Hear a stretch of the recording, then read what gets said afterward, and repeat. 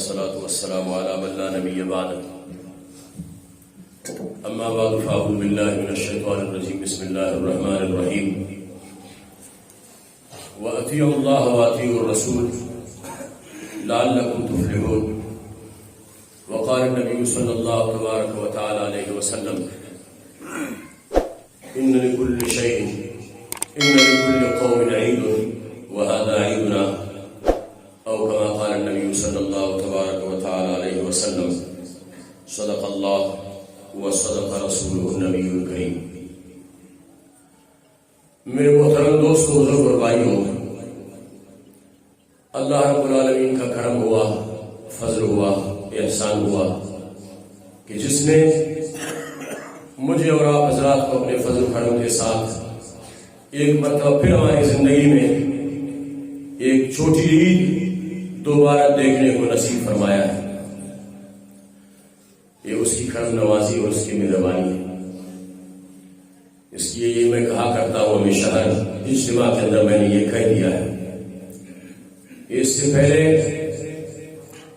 کئی افراد اور کئی اشخاص، بڑے بڑے لوگ ایسے بھی تھے جو گزشتہ عید کو ہمارے درمیان موجود تھے، اب اس عید کو ہمارے درمیان موجود نہیں ہے. اور جو اگلا رمضان آنے والا ہے یا اگلی عید جو آئے گی، اس میں یہ کوئی بھی شخص یہ گارنٹی نہیں دے سکتا کہ میں اگلے رمضان کو یا اگلے عید کو میں اپنی آنکھوں سے دیکھ سکوں گا. کسی کو اپنی زندگی کے اوپر کوئی اعتماد اور کوئی یقین نہیں ہے. جن مسلمانوں نے، جن مردوں اور جن عورتوں نے اللہ کی مدد سے اور اللہ تبارک و تعالیٰ کے فضل و کرم سے جنہوں نے روزے رکھ لیے، یہ رمضان کا مہینہ مہمانوں کی طرح آیا تھا اور ان کے اوپر سے بھی گزر گیا. اور جن حضرات نے نہیں رکھے، مڑ مڑ کر اور چھپ چھپ کر جا کر روزے کو برباد کرتے رہے اور کھاتے رہے، یہ رمضان ان کے اوپر سے مہمان کی طرح گزر گیا اور چلا گیا. آج چونکہ بالکل آخری دن ہے، اللہ رب العالمین رمضان مبارک کے اندر جو آسمان دنیا پر تشریف لاتے تھے، آج کے بعد پھر وہ آسمان دنیا پر 11 مہینے تک آسمان دنیا پر وہ نہیں آئے، تشریف نہیں لائیں. وہ مزے کے دن چلے گئے، گزر گئے. ایوب علیہ السلام اس حد تک بیمار رہے کہ آپ کے وجود کی بوٹیاں اور آپ کے وجود کے چھوٹے چھوٹے حصے گرتے رہے. 18 سال تک بیمار رہے، 18 سال تک. پھر جب ان کی بیوی اور ان کی اہلیہ رحمت بیوی نے اللہ کی بارگاہ میں دعا کی کہ اللہ میرے شوہر کو، میرے خاوند کو شفا عطا فرما، وہ صحتیاب ہو گئے. قرآن کریم کے اندر یہ واقعہ موجود ہے. جب صحتیاب ہو گئے تو ساتھیوں نے پوچھا کہ اللہ کے پیغمبر، یہ بتاؤ کہ وہ بیماری کے دن اچھے تھے یا آج کل کی یہ صحت کے دن اچھے ہیں؟ ایوب علیہ السلام رونے لگے، رو رو کر کہنے لگے وہ بیماری کے دن بڑے اچھے. ساتھیوں نے پوچھا حضور آپ کو تو اللہ کا شکر ادا کرنا چاہیے تھا، آپ کیسے کہہ رہے ہیں کہ وہ بیماری کے دن بڑے اچھے تھے؟ فرمایا جس وقت میں بیمار تھا میرا رب روزانہ ہر صبح فجر کی نماز کے بعد آسمان پر تشریف لاتے تھے اور مجھ سے کہتے تھے ایوب کیا حال ہے، کیسی طبیعت ہے، آپ کیسے ہو؟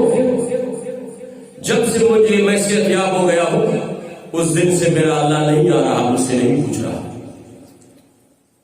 وہ دن چلے گئے جب رمضان کے اندر مغرب کی نماز میں میرا رب تشریف لاتے تھے آسمان دنیا پر اور گناہگار اور خطاکار بندوں کی افطاری کو دیکھ لیا کرتے تھے. آج تو وہ دن چلے گئے. ہائے افسوس، ہائے زندگی کہ پھر دوبارہ یہ زندگی مل جائے اور ہم رمضان مبارک کا مہینہ دیکھ لیں اور اللہ کی بخشش اور مغفرت کی یوں حقدار ٹھہرے جو اس سے پہلے اللہ کے فضل و کرم سے ٹھہرے تھے. اور یہ موقع تھا، غنیمت تھی.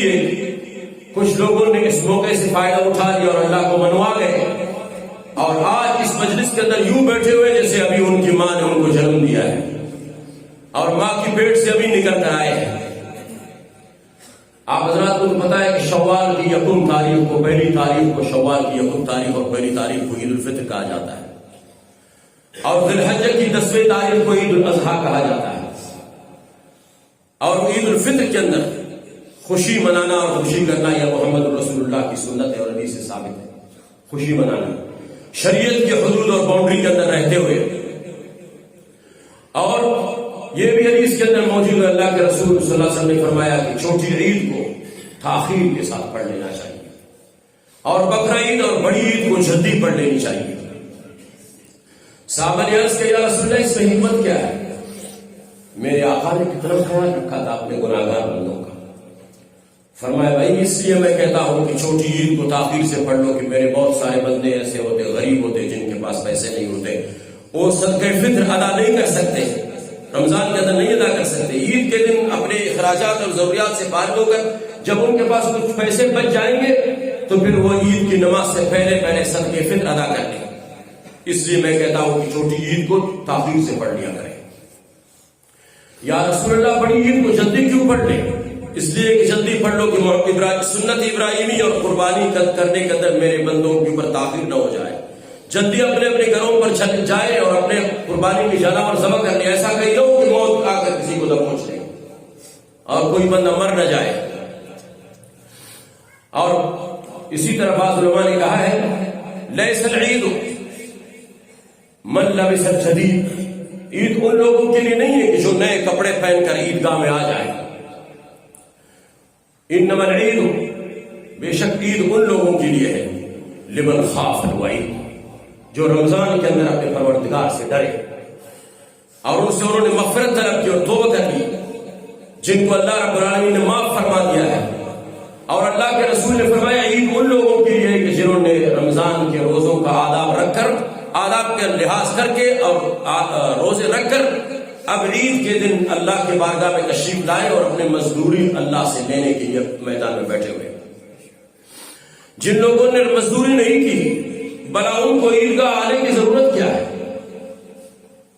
اللہ کے محبوب صلی اللہ علیہ وسلم نے فرمایا کہ اللہ تبارک و تعالیٰ عید کے دن اتنے بہت سارے فرشتوں کو جبریل کی معیت میں اور جبریل کی سرکردگی میں آسمان سے دنیا زمین پر بھیج دیتے ہیں.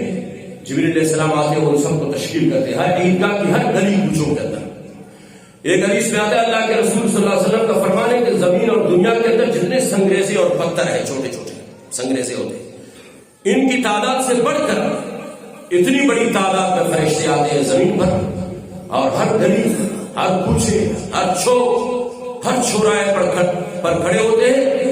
روزہ رکھنے والے جب مصلی کندھے پر بچھا کر اور سجا کر عید پڑھنے کے لیے جب عیدگاہ کی طرف چلے جاتے ہیں تو ہر فرشتہ روزہ رکھنے والوں کے ساتھ مسافہ کرتا ہے اور عید بات بناتا ہے. اور عجیب بات، جن لوگوں نے روزے نہیں رکھے اور جن حضرات نے روزوں کو اسی طرح برباد کرتے رہے، تراویح کو انہوں نے آگ لگا دیا، علماء کی باتیں انہوں نے نہیں سنی، انہوں نے بڑے گاٹے کا سودا کر لیا. وہ جب عید گلیوں سے عید کی نماز کی طرف جب گزر رہے ہوں گے اور آ رہے ہوں گے تو جبریل اپنے ساتھیوں سے فرشتوں سے کہیں گے کہ ان کی طرف دیکھو. جب ایک شخص بغیر روزہ دار، نہ تراویح پڑھنے والا، نہ نماز پڑھنے والا جب گلی کوچے سے گزرتا ہے تو جبریل اور باقی فرشتے منہ موڑ لیتے ہیں، ایسے ان کی طرف نہیں دیکھتے. اس سے بڑی بدبختی اور بدنصیبی اور کیا ہو سکتی ہے؟ اس سے بڑی بدنصیبی کیا ہو سکتی ہے کہ جس کی طرف جبریل اور فرشتے نہ دیکھیں وہ کیسے دیکھے گا؟ وہ نہیں دیکھے گا. لیکن پھر بھی میں قربان جاؤں اس کی وسعت ظرفی اور اس کی ستاری پر. آج چونکہ عید کا دن اور خوشیوں کا دن ہے، میں تمہیں ڈرا نہیں رہا، میں اللہ کے رسول کا فرمان بتا رہا ہوں. جن لوگوں نے روزے رکھ لیے وہ عیدگاہ میں جب آئے اور بیٹھے، فرشتوں نے ان سے ہاتھ ملا لیا اور مسافہ کر لیا. اب اللہ تعالیٰ فرشتوں سے پوچھتے ہیں کہ تم کہاں سے آئے ہو؟ وہ عرض کر رہے پروردگار ابراہیم مسجد میں کچھ بوڑھے بھی تھے، جوان بھی تھے، غریب بھی تھے، امیر بھی تھے، مولوی بھی تھے، غیر عالم بھی تھے، چھوٹے چھوٹے معصوم بچے بھی تھے. اور ایک مہینہ مسلسل پروردگار انہوں نے آپ کی تیری مزدوری کی. مزدوری انہوں نے بیلچا نہیں لگایا، کدال نہیں مارا. کیا مزدوری کی؟ سحری سے لے کر افطاری تک انہوں نے اپنا منہ بند رکھا. تیرے حکم کی تکمیل کے لیے. انہوں نے کچھ نہ کھایا کچھ نہ پیا. بھوک اور پیاس نے ان کو نڈھال کر دیا. پیٹ ان کا کھچ رہا تھا پیچھے, کمر سے لگ رہا تھا, لیکن اس کے باوجود اپنے غریبی کر رہے تھے. بازار میں ریڑھی چلا رہے تھے اور فروٹ بیچ رہے تھے, سبزی بیچ رہے تھے. حلال خوری کر حلال کے ذریعے سے کھا لیا, بچوں کو کھلا دیا. میرا اللہ کہتا ہے وہ کیا مانگ رہے تھے؟ فرشتے عرض کرنے کے پروردگار تیری رضا مانگ رہے تھے, جنت طلب کر رہے تھے, تجھ سے مغفرت طلب کر رہے تھے. میرا پروردگار کہتا ہے کہ تم گواہ رہو. میں ابراہیم مسجد کے اندر بلکہ تمام عیدگاہوں کے اندر جتنے لوگ بیٹھے ہوئے تھے میں نے سب کی مغفرت کر دی اور سب کو معاف کر دیا ہے.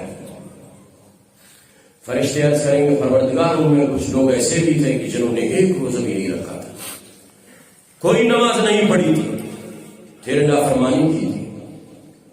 پروردگار فرمائیں گے چلو ان نافرمانوں کو بھی ان لوگوں کی برکت سے اور ان کی طفیل جنہوں نے اعتکاف کر دیا تھا, جو اعتکاف میں 10 دن اپنے بیوی بچوں سے دور ہو کر میرے گھر میں پڑے رہے, ان کی وجہ سے, اور یا جن سے ان کا امام راضی تھا. یہ دونوں باتیں, جن سے ان کا امام راضی تھا اور جن سے ان کے والدین راضی تھے, ان کی برکت سے میں ان بد نصیب اور بدبخت لوگوں کی مغفرت کرتا ہوں. تو گواہ ہے میں ان کی بخش اور معاف کر دیا ہے.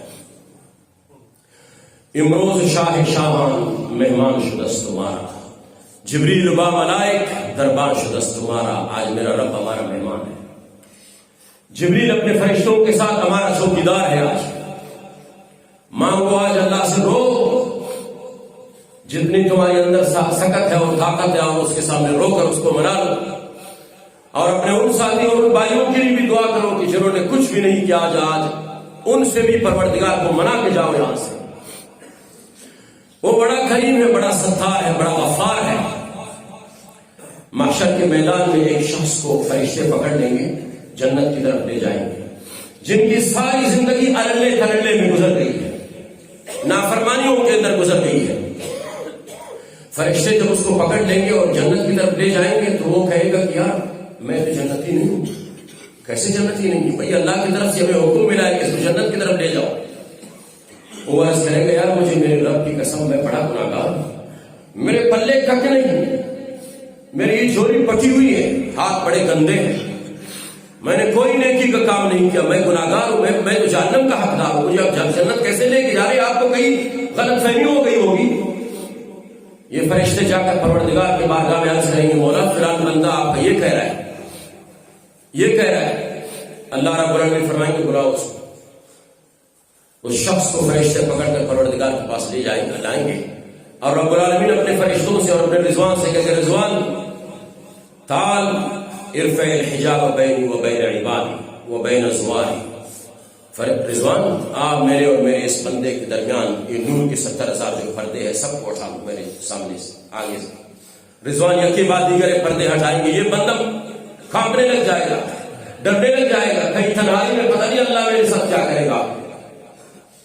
پردے جب ہٹیں گے تو پروردگار اپنے بندے کے سامنے آ کر کہے گا میرا بندہ کیا ہوا؟ میں نے تیرے لیے جنت کا فیصلہ کر دیا تھا اور تو کہہ رہا ہے کہ میں جنتی نہیں, میں جہنمی ہوں. وہ کہے گا اللہ مجھے یقین نہیں آ رہا تھا کہ میں جنتی ہوں, اس لیے کہ میں نے گناہ بڑا کیا ہے, میرے بہت سارے گناہ ہیں. میرا رب کہے گا تجھے اپنے گناہوں کے اوپر یقین تو ہے, تجھے اتنا یقین نہیں کہ تو اگر گناہگار ہے, تجھے یقین نہیں کہ میں کتنا غفار ہوں, میں کتنا بڑا ستار ہوں, میں نے تجھے معاف کر لیا ہے. یہ بندہ اچھل کے کودے گا, خوشی کا اظہار کرے گا پروردگار میرا وہ کرم سا عمل ہے جس کو تو نے پسند فرما لیا اور مجھے معاف کر دیا ہے. میرا اللہ جب معاف کرنے پر آتا ہے تو چھوٹے چھوٹے معمولی عملوں پر بھی انسان کو معاف کر دیتا ہے. اللہ تعالیٰ فرمائیں گے ایک دن تجھے یاد ہے گھر کے اندر تیری بیوی نے کوئی خطا کی تھی, کوئی غلطی کی تھی, اور اس خطا اور غلطی کی وجہ سے تجھے غصہ بڑا آیا تھا, تو بڑا غضبناک ہو گیا تھا, لیکن پھر تو نے اپنے ذہن میں سوچا پر بڑا انسان کو ہے نا, انسان کو خطا کا پتلا ہے, انسان سے غلطی ہوتی رہتی ہے, لیکن تو نے اپنے دل کے اندر سوچ لیا چل میں اپنی بیوی کو کچھ نہیں کروں گا, میں اپنی بیوی کو معاف کر دوں گا. تو نے میری بندی کو جب معاف کر لیا ہے تو اس کے بدلے میں ابھی آج تجھے معاف کرتا ہوں. جاؤ اب تجھے یقین آ گیا تجھے میں جنت لے جا رہا ہوں. وہ عرض کریں کہ پروردگار مجھے یقین آ گیا تو مجھے جنت ہی بنا رہے ہیں. فرشتے اس کو پکڑ کر پھر جنت کی طرف لے جائیں گے.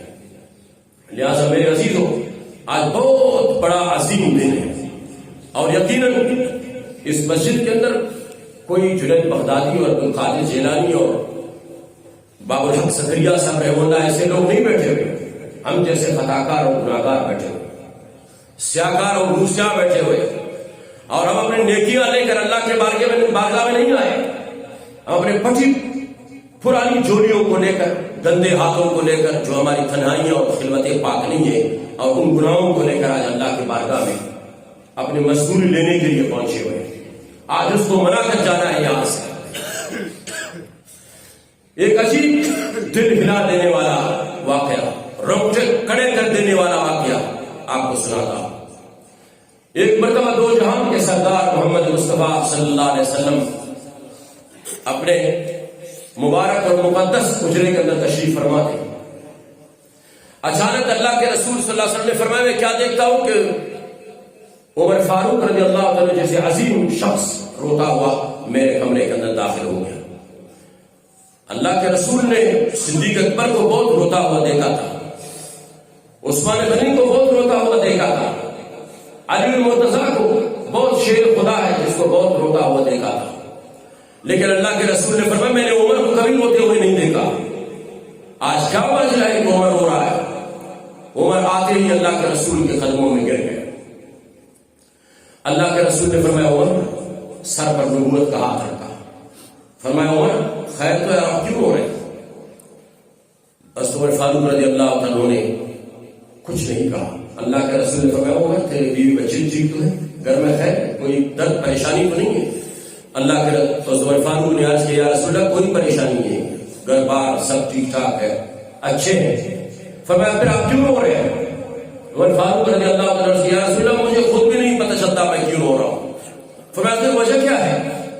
عمر فاروق رضی اللہ عنہ، اس لیے عمر فاروق کا رونا تو زمین کو ہلا کر رکھ دیا تھا نا، وہ تو بڑے جری دلیر شجاع اور بہادر تھے، اور بہادر کا رونا تو انسان کو پگھلا کے رکھ دیتا ہے، دو جہان کے سردار کو بھی حیران کر کے رکھ دیا۔ فرمایا کہ عمر کیا ہوا؟ عمر فاروق رضی اللہ عنہ نے یا رسول اللہ آپ کے دروازے پر ایک انصار کا ایک نوجوان کھڑا ہوا ہے، اور اس حد تک رو رہا ہے، اس طرح رو رہا ہے کہ اس کے رونے نے مجھے رلا دیا ہے۔ اللہ کے رسول نے فرمایا بلا لو۔ عمر فاروق رضی اللہ عنہ جا کر اس انصاری کو جب بلا لیا ہے کاشان نبوت پر، اس کے بال بکھرے ہوئے تھے، کئی دنوں سے اس نے بال وغیرہ نہیں دھویا تھا۔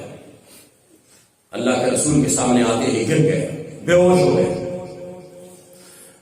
اللہ کے رسول نے سر اٹھایا، اپنے ران پر رکھ دیا آپ کا سر۔ جب ان کو ہوش آیا، محمد مصطفیٰ نے پوچھا آپ کیوں رو رہے بھائی؟ اس نے کہا یا رسول اللہ مجھ سے بہت اذنبت ذنبا کثیرا، اذنبت ذنبا کثیرا، یا رسول اللہ مجھ سے بہت بڑا گناہ ہوا۔ آپ اندازہ لگائے اس مجلس کے اندر ایسا شخص کوئی نہیں بیٹھا ہوا کہ جس سے اتنا بڑا گناہ ہو، لیکن فرق یہ ہے کہ اس زمانے کے اندر میرے آقا دنیا میں موجود تھے، اب میرے آقا ہمارے یہاں موجود نہیں ہے، ہم اتنے بڑے گناہگار نہیں ہیں جو یہ شخص اتنا بڑا گناہگار ہے۔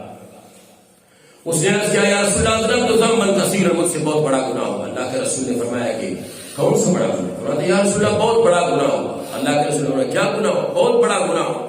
اللہ کے رسول نے فرمایا اتنا بڑا گناہ ہے کہ آپ نے جس کو اللہ بھی نہیں معاف کر سکتا۔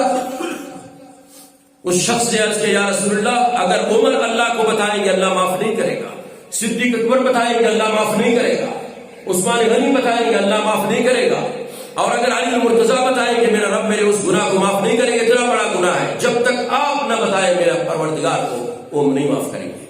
اللہ کے رسول صلی اللہ علیہ وسلم بھی رو پڑے، رونے لگے، فرمانے لگے بولو کیا گناہ کیا تھا؟ اوئے ہوئے آسمان پھٹ گیا، زمین پھٹ گئی، ستارے جھڑنے لگے۔ جو ہی اس نے اپنا واقعہ سنانا شروع کر دیا، کہا یا رسول اللہ کنت نباشا، میں کفن چھوڑتا، میں کفن چوری کرتا تھا غربت کے مارے۔ 3 دن پہلے ایک لڑکی کا انتقال ہوا تھا کہ نہیں ہوا تھا یا رسول اللہ؟ اللہ کے رسول نے فرمایا ہاں ہوا تھا۔ آپ نے نماز جنازہ پڑھائی تھی کہ نہیں پڑھائی تھی؟ اللہ کے رسول نے فرمایا جی ہاں میں نے پڑھائی تھی۔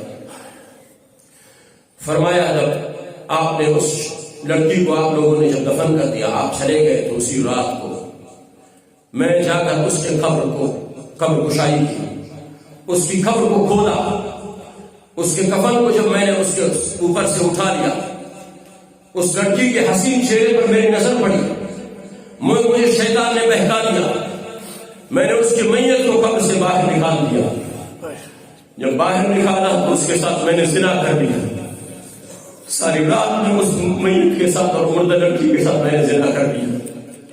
اللہ کے رسول کا چہرہ انور پیلا پڑ گیا، آنکھیں لال ہو گئی، فرمایا قم، اٹھ جا، غیب عنی وجہ، دفع ہو جا میرے آگے سے، میرے مجلس سے۔ کہا یا رسول اللہ آپ میرے لیے معافی نہیں مانگتے اپنے رب سے؟ تو میرے آقا نے کہا کہ تمہارا اتنا بڑا جرم ہے کہ میں نہیں سمجھتا کہ اللہ تجھے معاف کرے گا، جا یہاں سے نکل جا۔ یہ مایوس ہو کر الٹے پاؤں چلے، 3 دن مدینے کی جنگلوں کے اندر اور پہاڑوں کے اندر پاگلوں کی طرح گھومتا رہا، پھرتا رہا، سجدے میں پڑتا رہا۔ اس مجمع کے اندر میں قربان جب عمر کے لیے، عمر رضی اللہ عنہ کھڑے ہوئے، عرض کیا یا رسول اللہ یہ اتنا بڑا گناہگار بددار ہے، اس نے میت کے ساتھ یہ گناہ کر لیا ہے، مجھے اجازت دیجیے میں اس کا سر تھن سے جدا کر کے میں تو اپنی تلوار کا حوالہ کر دوں گا۔ اللہ کے رسول نے فرمایا نہیں عمر بیٹھ جاتا، عمر کو بٹھا دے یہ شخص جنگلوں میں چلا گیا۔ 1 دن 2 دن کے بعد 1 گھنٹے 2 گھنٹے کے بعد جبریل ہانکتا ہوا اور کھانپتا ہوا، لرزتا ہوا، کاشان نبوت پر حاضر ہوئے، واہ میرے اللہ، واہ میں تجھ پہ قربان جاؤں۔ اس وقت تو میری آقا دنیا میں موجود تھے، اس طرح جلدی تو مغفرت کا اعلان فرماتا تھا۔ آج ہم کس کے پاس جائیں بلا؟ آج ہم تیرے گھر کے سوا ہے کوئی جگہ جہاں ہم جا کر اپنی بخشش کروا سکے؟ حرمین شریفین تو نہیں جا سکتے غربت کی وجہ سے، اسباب اور سہولیات موجود نہیں ہے پروردگار اس عید اور اس عید کے لیے۔ یہ قرآن ختم اور اس قرآن ختم کے انتظار میں بیٹھے رہتے ہیں۔ جب ہمارے مسلمان بھائی آ کر اتنی بڑی تعداد میں جمع ہوتے ہیں تو ان کے سامنے اپنا دکھڑا سناتے اور روتے ہیں۔ آج یہی چشم ایمان اور چشم تصور سے یہی سب کچھ دیکھ رہے ہیں کہ اب اس انصاری کی طرح اتنے بڑے گناہگار کوئی نہیں، آج تک ہم میں سے کسی نے کسی میت کے ساتھ زنا نہیں کیا، ہم میں کوئی مشرک بھی نہیں ہے، کسی نے کسی قبر کا پوجا پاٹ نہیں کیا، کبھی ہم کسی دربار میں نہیں جھکے، یہ ماتھا کسی درخت اور ڈنگر کے بیچ سامنے ہم نے اس کو نہیں جھکایا ہے، جب بھی جھکا ہے تیرے آگے جھکا ہے۔ تو آج تجھ سے یہ توقع اور امید کرتے ہیں کہ تو آج ہماری بخشش کا اعلان فرما دے۔ جبریل کھانپتا ہوا دوڑتا ہوا ہے اللہ کے رسول کے پاس۔ جبریل کا بھی آج رنگ پیلا پڑ گیا ہے، بہت پریشان نظر آ رہا ہے۔ اللہ کے رسول نے فرمایا جبریل خیر تو ہے؟ جبریل سوال پہ سوال کرنے لگے، یا رسول اللہ آپ کے رب نے آپ کو سلام پیش کیا اور کہہ رہے کہ زمین کو تو نے بنایا یا رسول اللہ؟ اللہ کے رسول نے فرمایا نہیں جبریل، زمین کو تو میں نے نہیں بنایا۔ فرمایا ان آسمانوں کو تو نے کھڑا کر دیا ہے؟ نہیں جبریل میں نے نہیں کھڑا کیا، میرے رب نے کھڑا کر دیا۔ یہ پہاڑ تو نے بنایا ہے؟ نہیں جبریل یہ پہاڑ میں نے نہیں بنایا، میرے رب نے بنایا۔ ان ستاروں کو اور چاند اور کہکشاؤں کو اور سیاروں کو تو نے بنایا ہے؟ نہیں یا رسول اللہ میرے رب نے بنا دیا ہے۔ ان حشرات الارض اور جانور اور پرندوں اور درندوں کو تو نے بنایا یا رسول اللہ؟ نہیں میں نے نہیں بنایا جبریل، میرے رب نے بنا دیا۔ تو میرے آقا تیرا رب کہہ رہا ہے جب یہ سب کچھ بناتے ہوئے میں قدرت اور طاقت رکھتا ہوں، بنا میرے یہ گناہگار بندہ تیرے پاس آیا اور تو نے اس کو مایوس کر کے بتا دیا؟ میں یہ سب کچھ بنا سکتا ہوں، اپنے بندے کے اتنے بڑے جرم اور گناہ کو نہیں معاف کر سکتا؟ تو نے کیوں میرے بندے کو بگا دیا ہے؟ 2 جہان کے سردار پریشان ہو کر جبریل صدیق سے کہا صدیق تو اس طرف کو چلا جا، عمر تو ادھر کو چلا جا، عثمان تو ادھر جا، طلحہ تو ادھر جا، زبیر تو ادھر جا، اس گناہگار بندے کو ڈھونڈ کر لیا۔ یہ واقعہ عمر فاروق سنا رہا ہے، ابتدا سے لے کر آخر تک یہ راوی عمر فاروق فرماتے ہیں کہ صدیق اکبر ادھر چلے گئے، عثمان غنی ادھر چلے گئے، ایک صحابی ادھر کو چلا گیا، میں اس پہاڑ کے دامن کی طرف میں چلتا بنا، چلتے جب میں جا کر کیا دیکھتا ہوں، یہی انصاری اور گناہگار بندہ پہاڑ کے کسی گاٹھی کے اندر سجدے میں پڑا ہوا ہے اور بلک کر بچے کی طرح رو رہا ہے، اس کے بازار میں اس کو منتیں کر رہا ہے، سماجت کر رہا ہے، پروردگار ایک ہی ذریعہ تھا اور ایک ہی واسطہ تھا تیرا حبیب، جس کے پاس میں جا کر اپنا ٹکڑا جیسے سنا سکتا تھا اور وہ میرے لیے دعا کرتا تو مجھے معاف کرتا، جس نے تجھے مجھے اپنے گھر سے نکال دیا، اب کہیں کام چلا جاؤ۔ اور فاروق فرماتے ہیں میں نے پیچھے سے کندھے پر ہاتھ رکھا، وہ جلدی اٹھ گیا اور ڈر گیا کہ پتہ نہیں کہیں اللہ آ گیا مجھے پکڑنے، اٹھ کے کھڑے ہو گئے۔ مجھے جب دیکھا کہا میں کیا ہوا؟ میں نے کہا جلدی چلو تجھے میرے آقا نے منگا لیا ہے۔ کہا سچ؟ کیوں؟ مجھے کہیں میرے آقا قتل نہیں کریں گے، تو مجھے ذبح تو نہیں کریں گے عمر؟ میں نے کہا نہیں مبارک ہو تجھے میرے رب نے معاف کر لیا ہے۔ فرمایا سچ بتاؤ مجھے میرے رب نے معاف کر لیا؟ کہتی جی ہاں تجھے معاف کر لیا، چلو جو اللہ کے رسول کے آگے خدمت میں چلتے ہیں۔ اور فاروق فرماتے ہیں میں آگے اور پیچھے شرمندہ میرے پیچھے یہ بندہ چلتا آ رہا ہے۔ جو ہی دروازے پر، نبوت کے دروازے پر جب پہنچے ہیں تو یہ بندہ محمد مصطفیٰ کے قدموں کے ساتھ لپٹ کر رونے لگے اور گر گئے۔ اللہ کے رسول نے کہا بند بیٹا تجھے مبارک ہو بھائی، اللہ نے تجھے معاف کر دیا ہے۔ اس نے کہا یا رسول اللہ کیسے معاف کر دیا ہے؟ کیسے معاف کر دیا ہے؟ محمد رسول اللہ صلی اللہ علیہ وسلم نے فرمایا کہ یہ باتیں بعد میں ہوں گی، پہلے چلتے عصر کی نماز کا وقت ہو رہا ہے، پہلے چلتے مسجد چلے گئے، سب نماز پڑھی، نماز کی آخری رکعت تھی اور محمد رسول اللہ نماز پڑھا رہے تھے۔ صدیق، عمر، عثمان، علی، طلحہ اور زبیر صحابہ کی جھرمٹ میں چاند نماز پڑھا رہے تھے، پیچھے ستارے نماز پڑھ رہے تھے، ہم جیسا ایک گناہگار پیچھے سب میں کھڑا ہوا تھا۔ یہی شخص نماز کی آخری رات تھی، آخری رکعت تھی، دو جہان کے سردار جب سجدے میں گئے، صحابہ کرام نے سجدے میں گئے، فإن الساجد يسجد في قدمي الرحمن، جب لوگ سجدہ کریں گے تو یہ نہیں کہ مسجد کے قالین پر آپ سجدہ کر رہے ہوں گے، نہیں، میرے پروردگار کے قدموں پر آپ سجدہ کر رہے ہوتے ہیں۔ جب انہوں نے سجدہ کر لیا، سجدے جب اٹھے ہیں، یہ شخص نہیں اٹھا، سلام پھیرا انہوں نے، سلام پھیرنے کے بعد اللہ کے رسول سے کسی نے کہا یا رسول اللہ یہ صحابی نہیں اٹھے، یہ بندہ نہیں اٹھا۔ اللہ کے رسول نے فرمایا کہ ہلاؤ اس کو۔ انہوں نے جب ہلا دیا تو یہ گر گیا اور مر گیا تھا۔ یہ اللہ کو پیارا ہو گیا تو محمد مصطفیٰ کے پیچھے نماز پڑھتے پڑھتے کیسی عجیب موت اس کو اللہ نے عطا فرما دیا تھا میرے عزیز۔ آج وہ رب میرے اور آپ کے درمیان میں موجود ہے، وہ فرشتے بھی موجود ہیں جنہوں نے خدا کی قسم اس واقعہ کو دیکھا تھا۔ تو آج اپنے پروردگار کو یہاں سے منع کر جائیں، جتنے بڑے تم گناہگار ہو، میں اور تم، کوئی مسئلہ نہیں ہے، روزے چھوٹ گئے، رہ گئے، خیر، نمازیں چھوٹ گئی، خیر، تلاوت نہ کر سکے، خیر، کوئی مسئلہ نہیں ہے، لیکن چار باتیں عرض کرتا ہوں ان کا خیال رکھنا۔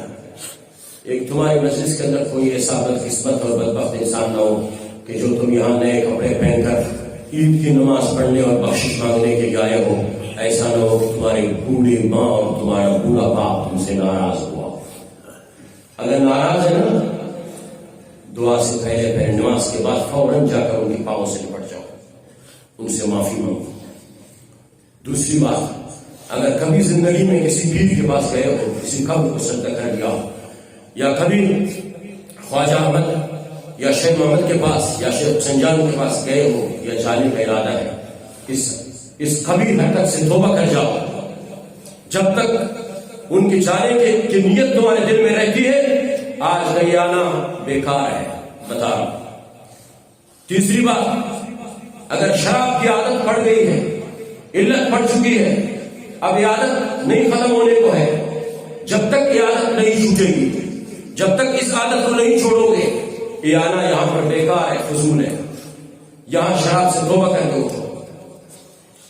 اور چوتھی بات، دل میں کسی مسلمان کے خلاف جب کینہ اور بغض ویر اور بٹ رکھتے ہو، کسی کو کسی سے فطری طور پر اگر نفرت ہو جاتی، کسی کو نہیں لگتا، نہیں بنتا اس کا، یہ تو نفرت ہے، یہ کوئی مسئلہ نہیں ہے۔ لہذا کینہ یہ ہے کسی کے ساتھ آپ کا بنتا نہیں ہے، لیکن آپ اس کے خلاف سازشیں کاٹتے رہتے ہیں، اس کو بے عزت کرنے کی کوششیں کرتے رہتے ہیں، اور اس کے خلاف ریشہ دوانیاں کرتے رہتے ہیں، اس کو ذلیل کرنے کی سوچتے رہتے ہیں، سازشیں کرتے رہتے ہیں۔ اس کو کہتے ہیں کینہ۔ یہ کینہ اگر کسی مسلمان کے خلاف ہے، کسی عالم کے خلاف تمہارے دل میں ہے، تو یہاں تمہارا آنا قابل قبول نہیں ہے۔ اگر یہ چار گناہ تمہارے اندر موجود نہیں ہے، تمہیں مبارک ہو، آج تم ایسے یہاں سے نکلو گے جیسے ماں کی پیٹ سے نکل کر آیا۔ اللہ تبارک تعالیٰ تمہارا آنا یہاں اپنی بارگاہ میں قبول مقبول فرمائے، اور اللہ تبارک تعالیٰ اپنے فضل و کرم کے ساتھ جو کچھ میں نے کہہ دیا ان پر مجھے جو آپ حضرات نے سن لیا سب کو سب عمل کرنے کی توفیق عطا فرمائے۔ جن حضرات نے دعا کی بہت بڑی فہرست کل رات سے مجھے فون آ رہے تھے، قاری صاحب ہمارے لیے دعا، قاری صاحب ہمارے لیے دعا، قاری صاحب سب کا نام نہیں لے سکتا، بہت سارے نام لکھ دیا لیکن پھر چھوڑ دیا۔ بس آپ سب تمام بیماروں کے لیے، تمام پریشان حالوں کے لیے سب کے لیے نماز کے بعد دعا کریں گے۔ جس طرح کے میں پہلے بتا چکا ہوں کہ آپ کی عیدگاہ ہے، اس میں یہ چار دیواری کا کام انشاءاللہ اللہ نے چاہا تو شروع کر دیں گے، تو اس میں انشاءاللہ ابھی ہمارے ساتھی اٹھیں گے، آپ کے سامنے انشاءاللہ جوڑی کرائیں گے۔ آپ نے حسب توفیق اور حیثیت کے مطابق ان کے ساتھ آپ حضرت تعاون فرما لیں، اس لیے کہ ہماری مسجد کے اندر یہ کئی دفعہ ہمارے اسپیکر جب یہ خراب ہو گئے، 1 لاکھ روپے 1 مہینے کے اندر ہم نے خرچ کر دیا ہے، لیکن اس کے بعد اسپیکر کا نظام برابر نہیں ہو رہا۔ ہم آپ کی عیدگاہ کے مختلف قسم کی سہولتیں بنانے کی کوشش کر رہے ہیں کہ کم سے کم آپ یہاں پر آ جاؤ، بہترین انداز میں اللہ رسول کی باتیں سن کر اپنے دامن کو بھر کر یہاں سے چلے جاؤ۔ اس لیے کہ پہلے ایک مرتبہ جب یہاں میری تقرری نہیں ہوئی تھی، میں یہاں امام نہ تھا، میں ایک مرتبہ کہیں عید پڑھنے کے لیے گیا تھا، تو وہاں پر میں 5ویں 6ٹھی صف پر میں بیٹھا ہوا تھا، وہاں پر بھی اسپیکر لگے ہوئے تھے، لیکن اللہ جانتا ہے مجھے اتنا بھی نہیں پتہ چلا کہ مولوی صاحب نے تقریر کیا کی اور نماز میں اس نے کون سی آیت پڑھی، کون سی سورت پڑھی، مجھے پتہ ہی نہیں چلا۔ اتنے اسپیکر کی آواز مدھم سی تھی اور کمزور تھی کہ میں نے نہیں سنا، لوگ ایسے خالیات آ گئے اور خالیات چلے گئے۔ اس لیے ہم اس کا سارا بندوبست سارا نظام کر رہے ہیں۔ کل رات کو بھی اپنی صفائی کا اہتمام کیا ساتھیوں نے سب، اور بوڑھے ساتھی ہمارے ساتھوں نے صفائی کا اہتمام کر دیا، اور نوجوانوں نے ماشاءاللہ بڑے جذبے کے ساتھ بڑے شوق کے ساتھ یہاں پر صفائی کا کام کر دیا ہے۔ اس لیے کہ ہمارے محلے کے جتنے ساتھی ہیں سب آپ کی خدمت کے لیے الحمدللہ کمر بستہ تیار کھڑے ہیں۔ آپ باہر سے اتنے ساتھی آتے ہیں، ہم آپ کو پلکوں پر بٹھاتے ہیں، آپ ہمارے مہمان، لہذا مہمان سے کام لینا کوئی شریف آدمی کا تو کام نہیں ہوتا، لہذا چونکہ یہ سب کچھ ہم آپ سے لے رہے ہیں، ہم اپنے لیے نہیں، اپنے اللہ کو آپ دے رہے ہیں، ان کا بدلہ اللہ آپ کو دنیا میں عطا فرما دیں گے، انشاءاللہ آخرت میں دگنا تگنا عطا فرما دیں گے۔ اسی طرح یہ بھی میں بتا چکا ہوں پہلے آپ حضرات کو کہ سخی اللہ کا دوست ہوتا ہے۔ اللہ کے رسول صلی اللہ علیہ وسلم کے پاس ایک مرتبہ شیطان آیا، اللہ کے رسول نے شیطان ابلیس سے پوچھا کہ ابلیس تیرا سب سے بڑا دشمن کون ہے؟ ابلیس عزازیل نے کہا یا رسول اللہ، اے محمد میرا سب سے بڑا دشمن آپ ہے۔ پھر اللہ کے رسول نے فرمایا میری امت کے اندر آپ کا بڑا دشمن کون ہے؟ شیطان نے کہا کہ آپ کی امت کے اندر میرا سب سے بڑا دشمن تیری امت کا سخی ہے۔ سخی بے نماز ہو، بے دین ہو، روزہ نہ رکھنے والا ہو، کتنا گناہگار کیوں نہ ہو، لیکن اللہ اس سخاوت کی وجہ سے اس کو ضرور معاف کر دے گا، ان کی خطاؤں کو معاف کر دے گا، ان کے جہنم کو، اس کی جہنم کو جنت میں تبدیل کر کے اس کو جنت میں پہنچا دے گا۔ اللہ کے رسول نے فرمایا تیرے دوست کون ہے؟ شیطان نے کہا کہ محمد آپ کی امت کا بخیل میرا سب سے بڑا دوست ہے، وہ میرا پیر ہے اور میں اس کا مرید ہوں، وہ کتنا بڑا نمازی، عبادت گزار، شب بیدار، تہجد گزار کیوں نہ ہو، تو وہ اپنے بخل کی وجہ سے اللہ اسے ضرور اس کی جنت کو جہنم میں تبدیل کر کے اس کو جہنم میں بھیج دے گا۔ یہ تو آپ کا فریضہ ہے، آپ دے رہے ہیں، انشاءاللہ آپ کے اخراجات کو ہم غیر مصرف پر صرف نہیں کریں گے، ایک بات ہے۔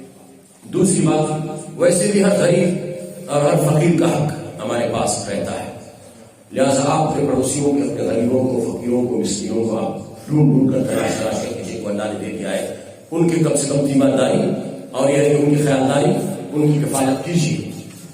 کل میں نے ایک واقعہ سنا جمعے کے دن، مجھے ایک ساتھی نے فون کیا تھا، کہا صاحب میں اعتکاف پر بیٹھا ہوں اور مجھے گھر سے بار بار فون آتے ہیں کہ ہمارے گھر کے اندر ایک چھٹا بھی آٹے کا نہیں ہے، میں بہت پریشان ہوں۔ قاری صاحب نے کہا یہ بتانے کی باتیں نہیں ہیں۔ میں نے کہا چل انشاءاللہ عصر کے بعد کون آئے گا؟ اس نے کہا فلاں ساتھی آئیں گے۔ میں نے کہا میں ان کو پیسے دے دوں گا، میرے جیب میں 2000 روپئے میں نے دے دیا، 2000 سے آٹا نہیں آ سکتا، لیکن میرے پاس میری حیثیت جو تھی میں نے دے دیا، اور میں نے اللہ سے کہہ دیا ہے پروردگار ہمارا علم اگر قبول نہیں ہے، درس تدریس اگر قبول نہیں ہے نہ صحیح، یہ خطابت اور امامت اگر قبول نہیں ہے نہ صحیح، لیکن کم سے کم اس معتکف کی ایک ضرورت اور حاجت کو جب میں نے پورا کر دیا ہے تو قربان کر کے اس کے بدلے میں مجھے معاف کر دیں۔ اور انشاءاللہ وہ کر دے گا. آپ اگر 1 روپے کسی غریب فقیر مسکین کے لیے دے دیں گے تو انشاءاللہ پروردگار اس کے بدلے میں آپ کی تمام خطاؤں غلطیوں اور لفظوں کو معاف فرما دیں گے. ایک بات ہے. دوسری بات ہے کہ جن حضرات نے میں نے عرض کیا تھا نا کہ عید الفطر کو تاخیر سے پڑھنا چاہیے. کیوں؟ اس لیے کہ بعض حضرات کے پاس جب پیسے نہیں ہوں گے تو یہ صدقہ فطر ادا نہیں کر چکے ہوں گے رمضان کے اندر، لہٰذا صدقہ فطر ادا کرنا عید کی نماز سے پہلے ضروری ہے. جن حضرات نے صدقہ فطر نہیں دیے وہ دیکھ لے یہاں پر کوئی غریب فقیر مسکین بیٹھا ہوا ہے تو دے دے. اگر نہیں، یہ میں اپنے لیے نہیں کر رہا ہوں، اللہ نے مجھے سب کچھ عطا فرما دیا ہے، مجھے ضرورت نہیں، میں نہیں لیتا، لیکن میرے پاس آ کر جمع کر دے، ہم ان حضرات کو دے دیں گے. اس لیے عید کی نماز جب ہو چکی ہوگی اس کے بعد پھر آپ کا یہ صدقہ فطر ادا نہیں ہوگا، پھر یہ قضا ہوگا. جن حضرات نے نہیں دیا تو انشاءاللہ نماز کے بعد یا ابھی فوراً آ کر میرے پاس جمع کر لیں. انشاءاللہ ہم نماز پڑھ لیں گے، نماز کے بعد پھر دعا کریں گے، پھر انشاءاللہ آپ حضرات کو رخصت ہے. انشاءاللہ نیت، ایک مسئلہ بتاؤں، نیت، عید کی نماز کی نیت کو زبان سے کہنے کی ضرورت نہیں ہے. جب آپ گھر سے نکلے ہیں عید کی نماز پڑھنے کے لیے، بس دل میں آپ کی نیت یہی ہے کہ ہم نماز عید کی نماز پڑھنے کے لیے جا رہے ہیں، نیت ہو گئی، اب زبان سے کہنے کی ضرورت نہیں.